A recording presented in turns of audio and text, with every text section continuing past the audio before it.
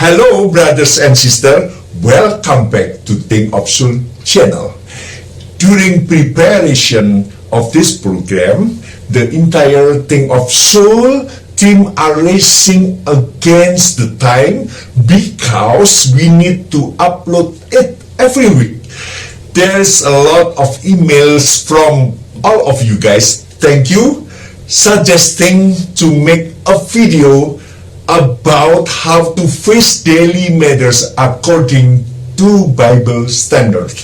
From now on, we will attack the English subtitles, so it will be easier for you who lives in English-speaking countries to follow development of Christianity in Indonesia.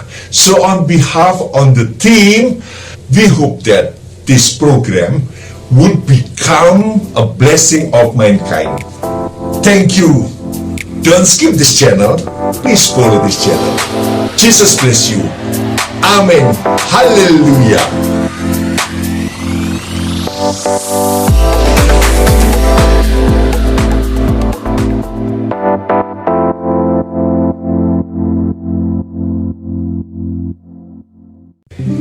Hello brother and sister, welcome back to Think of Soul channel.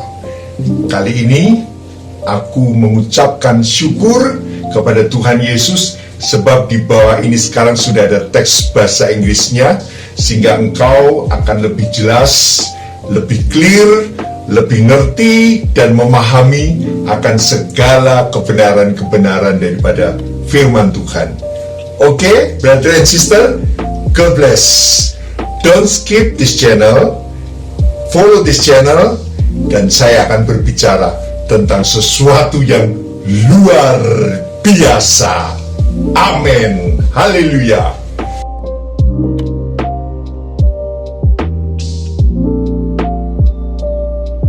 Brother and sister, kali ini saya mau berbicara tentang sesuatu yang sangat berat, tetapi saya akan berbicara apa adanya, akan terbuka supaya kalian mendapat berkat.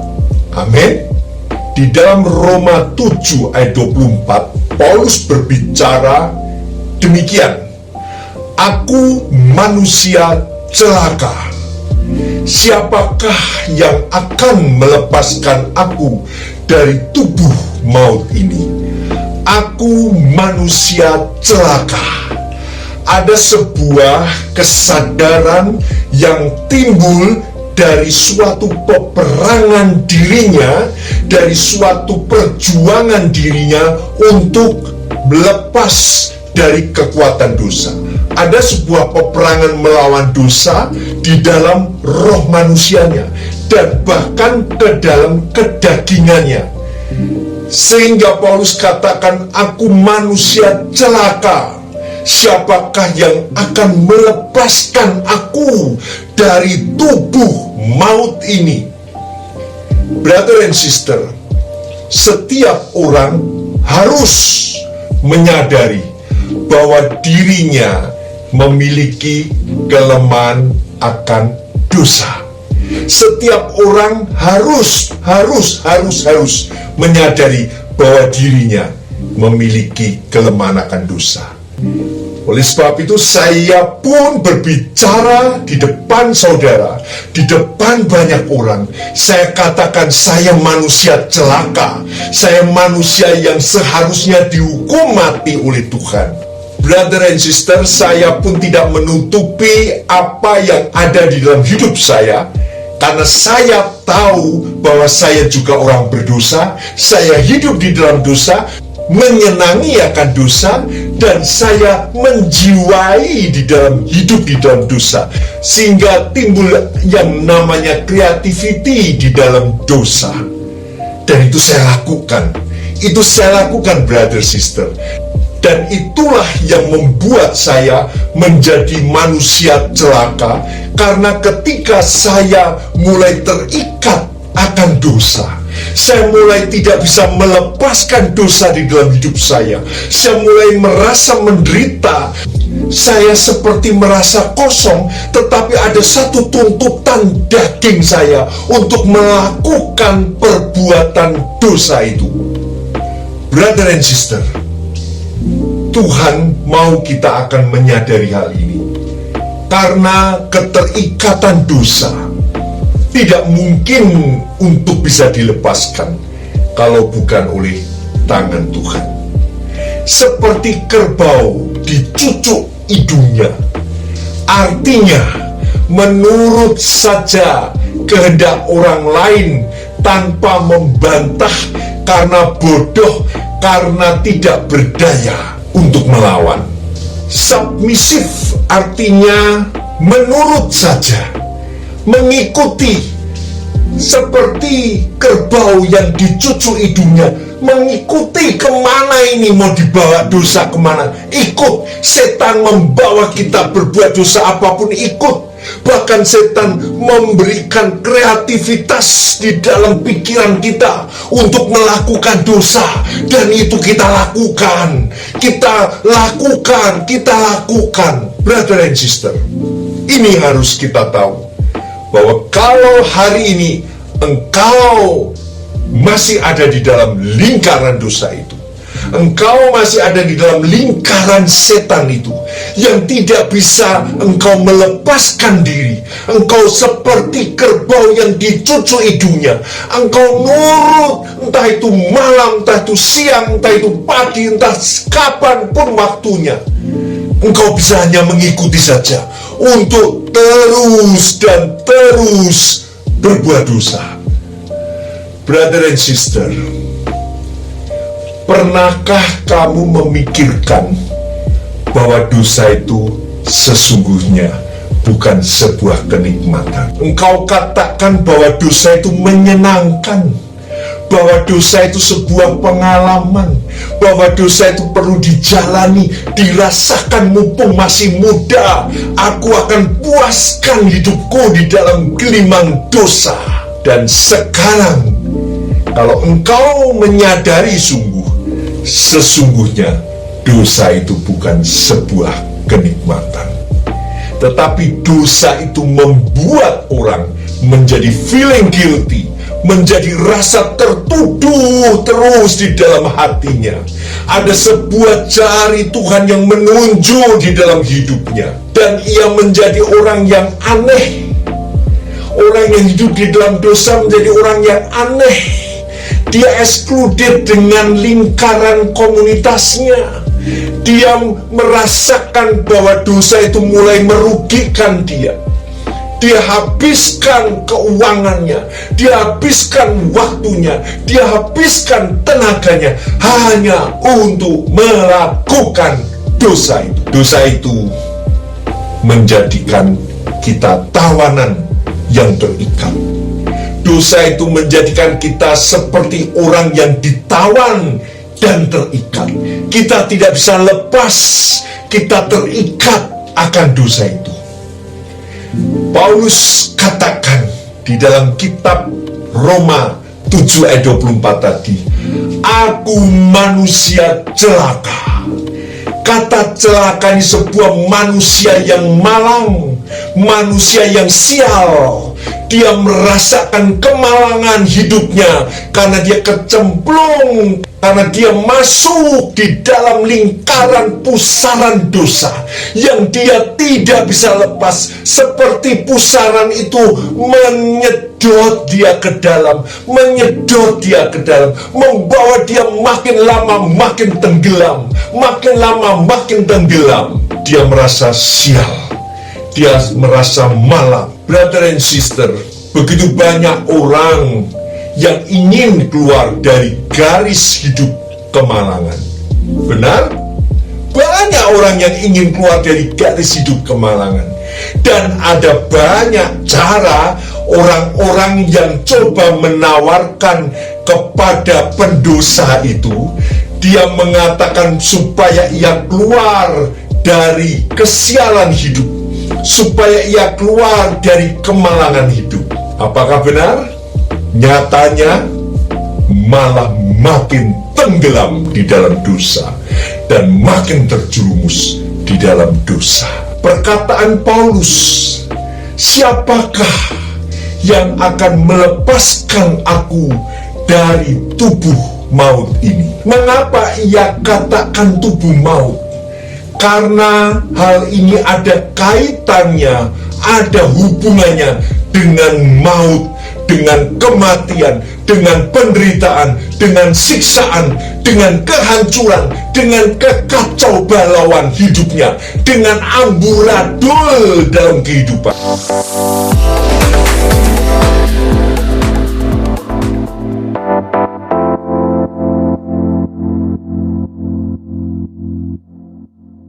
Brother and sister, sesungguhnya kita tidak mampu untuk melepaskan dosa yang bergelut di dalam hidupmu.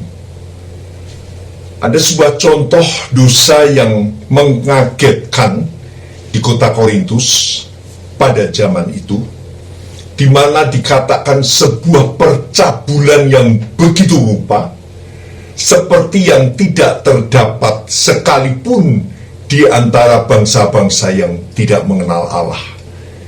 Jadi ini sebuah terobosan dosa yang baru bagi orang Korintus saat itu. Mereka tahu bahwa hal ini sebuah dosa yang sangat memalukan, sebuah dosa yang sangat menjijikkan bagi orang-orang Korintus pada saat itu, di mana seorang yang hidup dengan istri ayahnya, atau dia hidup dengan ibu tirinya, dikatakan di sana sebuah percabulan yang begitu rupa. Kalau kita melihat di sini, sebenarnya hal ini tidaklah sesuatu yang baru pada zaman sekarang. Ada dan banyak orang yang menggauli istri ayahnya, bahkan ada yang bergaul atau berhubungan badani dengan ayah kandungnya atau pada ibu kandungnya. Brother and sister, kita harus melihat bahwa dosa seksual itu adalah mencari sebuah kepuasan seks yang tidak wajar, mencari sebuah fantasi-fantasi baru, sebuah fata morgana yang dia lihat, yang dia mau masuki, sebuah fantasi-fantasi yang dia pikirkan bisa memuaskan dirinya dengan melakukan cara-cara seks yang tidak wajar. Mengapa kalau kita melihat seperti ini? Orang yang hidup di dalam dunia seks yang tidak wajar, sebenarnya secara tidak langsung ia mulai tersingkir dari lingkungannya.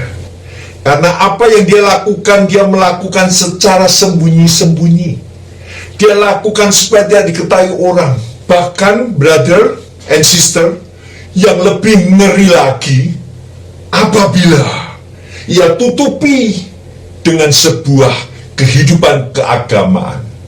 Ia tutupi dengan kehidupan berjemaat dengan baik.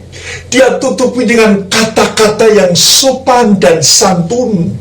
Dia memakai firman Tuhan untuk berbicara kepada orang-orang di sekitarnya.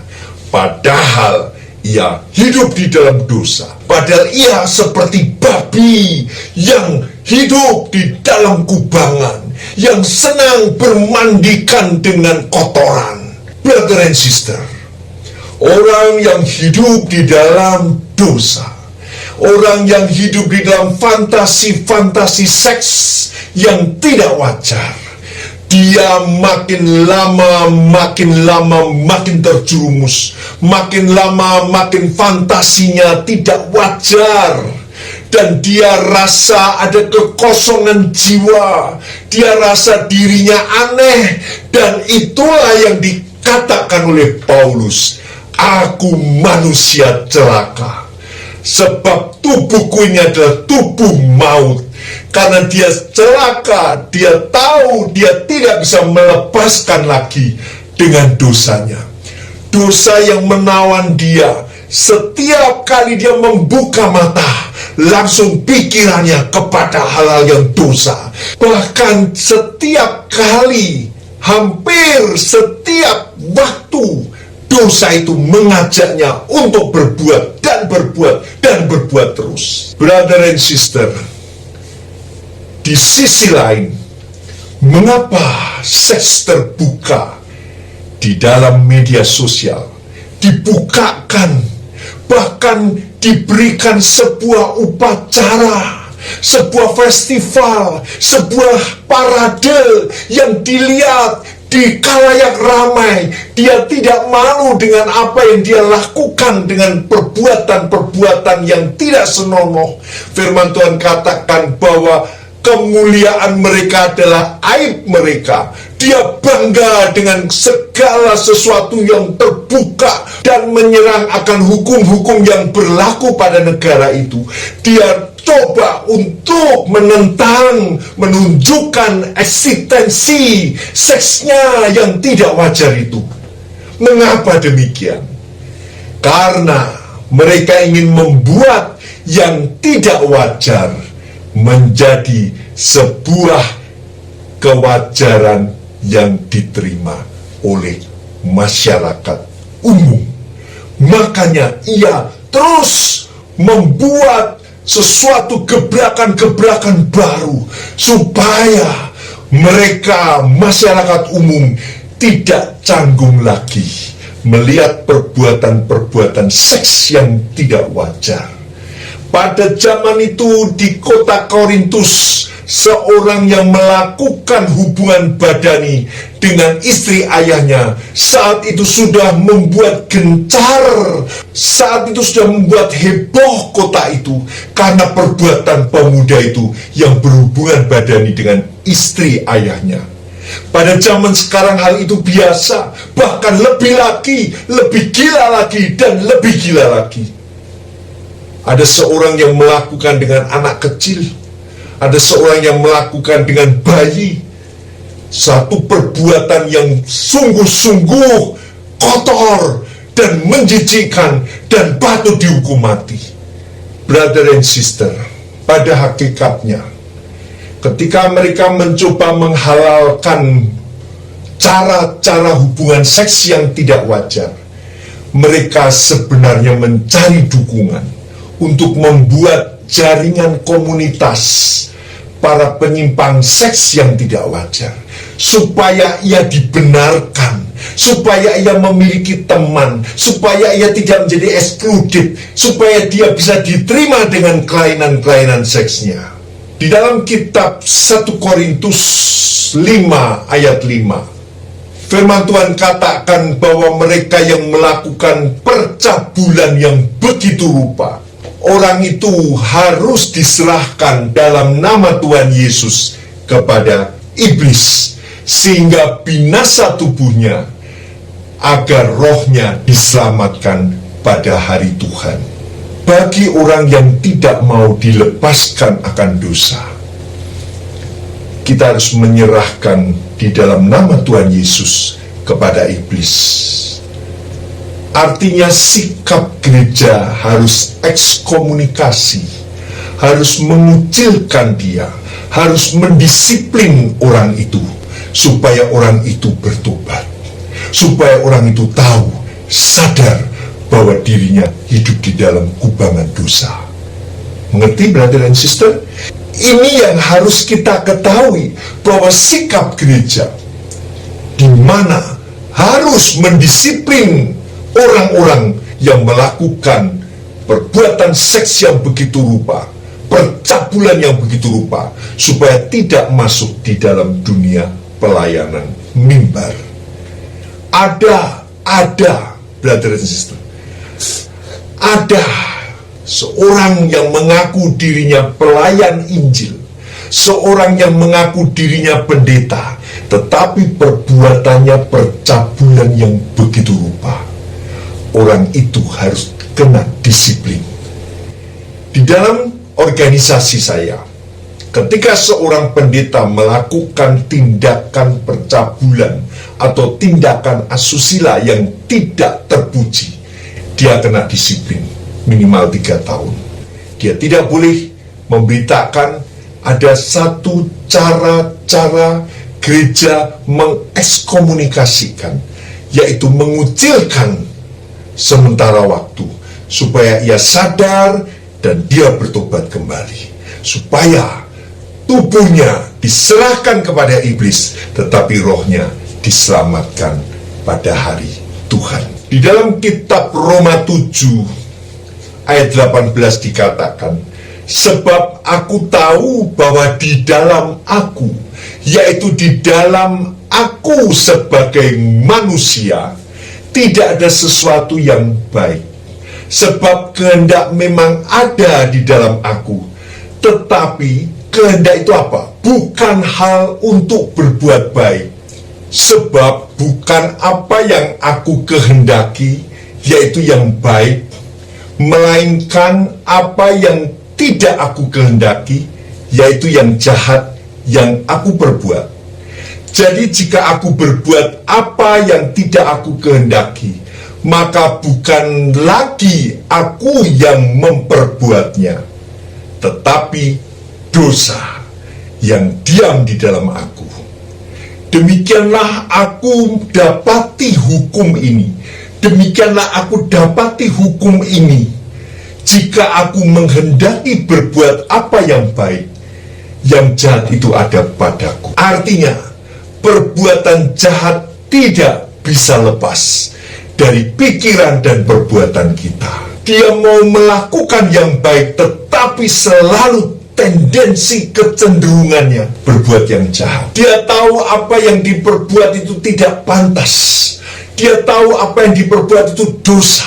Tetapi justru itu yang mendorong dia untuk melakukan dosa dan dosa dan dosa yang dia lakukan. Ada satu kunci ketika Paulus ada sebuah jawaban doa ketika Paulus mengatakan, aku manusia celaka, siapakah yang dapat menolong aku? Pada ayat yang ke-25 dia katakan, syukur kepada Allah oleh Yesus Kristus Tuhan kita. Hanya dan melalui Yesus Kristus engkau dapat ditolong. Yesus mati di kayu salib untuk menanggung dosa. Yesus mati di kayu salib, darahnya tercurah. Harus kau imani untuk melepaskanmu dari dosa. Sebuah perbuatan yang kotor, yang sudah melekat di dalam tubuhmu, yang sudah melekat di dalam alam pikiranmu, itu hanya bisa dibersihkan, disembuhkan oleh Yesus Kristus. Dan caranya itu sangat mudah. Engkau hanya berdoa dan membuka hatimu dan minta secara pribadi, biar Tuhan masuk dalam hidupmu, dalam jiwamu, supaya Tuhan membereskan semua dosamu. Agar apa? Agar engkau diselamatkan oleh Tuhan, agar hidupmu tidak di dalam penderitaan, agar hidupmu tidak di dalam keadaan selalu dalam keadaan tertuduh, agar hidupmu tidak menjadi pemarah, agar hidupmu tidak menjadi pembenci, agar hidupmu tidak menjadi orang yang kurang ajar, agar hidupmu tidak penuh dengan kecemburuan, agar hidupmu tidak penuh dengan dengki dan iri hati. Ketika Yesus melepaskan orang yang berbuat dosa, seperti perempuan Samaria yang ditemui Yesus, lakimu yang sudah punya 5 dan laki yang ke-6 itu yang ada di rumahmu itu juga bukan suami. Tuhan Yesus tahu bahwa jiwanya haus akan asmara, jiwanya haus akan dosa, jiwanya haus akan cinta dan seksual. Lalu Yesus menawarkan air hidup.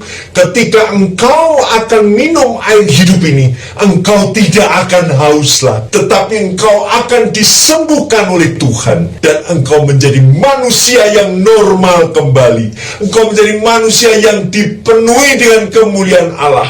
Engkau menjadi ciptaan yang baru oleh Tuhan, karena engkau dibentuk oleh Tuhan, diampuni dosamu, dan dijadikan manusia yang baru.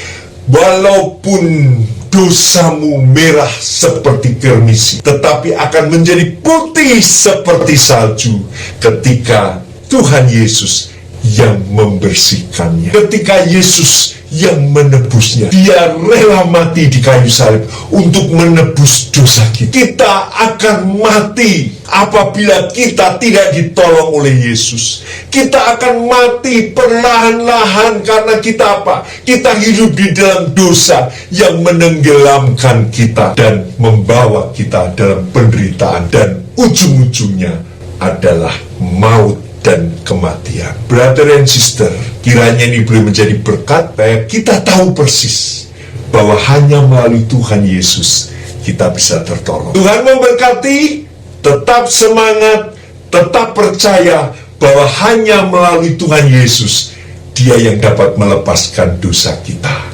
Walaupun ada orang yang menyembunyikan dosa, tetapi dia pasti hidupnya tidak tenang, hidupnya ketakutan. Yesus mau tolong kamu. Buka hatimu dan minta Dia yang membereskan dosamu. Sebab Tuhan Yesus sudah membuktikan rela mati di kayu salib. Darahnya tercurah sebagai domba sembelian yang dikehendaki oleh Bapa di surga, yang dibenarkan. Dan ketika kita beriman kepada namanya, kepada nama Yesus Kristus, engkau beroleh keselamatan, karena namanya dikaruniakan nama di atas segala nama, dan nama Yesus kita diselamatkan. Puji nama Tuhan. Brother and sister, tetap semangat, beritakan Injil, sebab waktu sudah dekat. Tuhan memberkati. Bye. Haleluya. Haleluya. God bless. Salam misi Injil. Amin.